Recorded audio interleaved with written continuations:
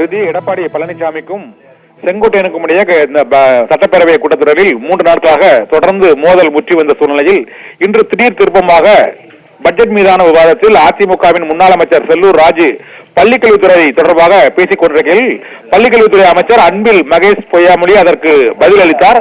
அப்போது செங்கோட்டையிலிருந்து பேசுவதற்கு முயன்றார். அதற்கு சபாநாயகர் அனுமதி அளிக்கவில்லை. அப்போது உடனடியாக எடப்பாடி பழனிசாமி எழுந்து முன்னாள் பள்ளிக்கல்வித்துறை அமைச்சர் என்ற முறையில் செங்கோட்டையனுக்கு பேசுவதற்கு அனுமதி அளிக்க வேண்டும் என்று அவர் குரல் கொடுத்தார். இதனால் செங்கோட்டையன் சகஜ நிலைக்கு இன்று திரும்பினார்.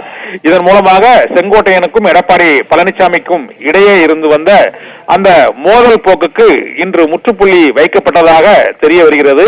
செங்கோட்டையனுக்கு ஆதரவாக சட்டப்பேரவையிலேயே எடப்பாடி பழனிசாமி சபாநாயகரிடம் அவர் பேசுவதற்கு வாய்ப்பு அளிக்க வேண்டும் என்று குரல் கொடுத்ததன் மூலமாக இந்த மோதலில் ஒரு பின்னடைவு, அதாவது இருவரும் கடுமையான மோதலில் ஈடுபட்டு ஒருவரை பார்க்காமல் அதிமுக எம்எல்ஏக்கள் கூட்டத்தில் கலந்து கொள்ளாமல் எடப்பாடி பழனிசாமியை பார்ப்பதையே தவிர்த்து வந்த அந்த சூழ்நிலையில் இன்று இந்த இருதரப்பிலும் ஒரு சமாதான முயற்சி ஏற்பட்டு அதன் பலனாக எடப்பாடி பழனிசாமியை செங்கோட்டையன் பேசுவதற்கு அனுமதி அளிக்க கோரி சபாநாயகரிடம் அனுமதி வாங்கி கொடுத்திருக்கிறார் ஒரு புறம். மற்றொரு புறம் செல்லூர் ராஜு பேசிக் கொண்டிருக்கையில் அவருக்கு கூடுதல் நேரம் அளிப்பதற்கு சபாநாயகர் மறுப்பு தெரிவித்தார். அவ்வாறு மறுப்பு தெரிவித்த போது செங்கோட்டையிலிருந்து செல்லூர் ராஜு பேசுவதற்கு அனுமதி அளிக்க வேண்டும் என்று அவர்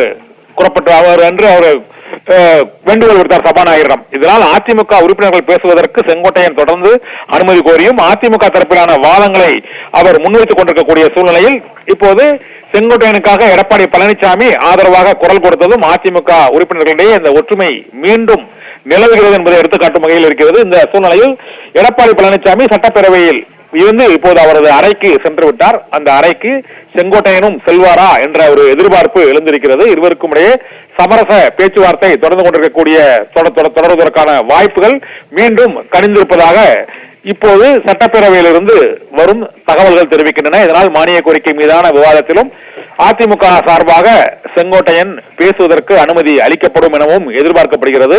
செங்கோட்டையன் இபிஎஸ் இடையேயான மோதல் சமரச முயற்சி சமாதான தூது மூலமாக மீண்டும் அந்த உறவு துளிர்த்திருக்கிறதா என்பது குறித்து இன்னும் ஒரு சில நாட்களில் முழுமையாக தெரிய வரும். ரித்தி.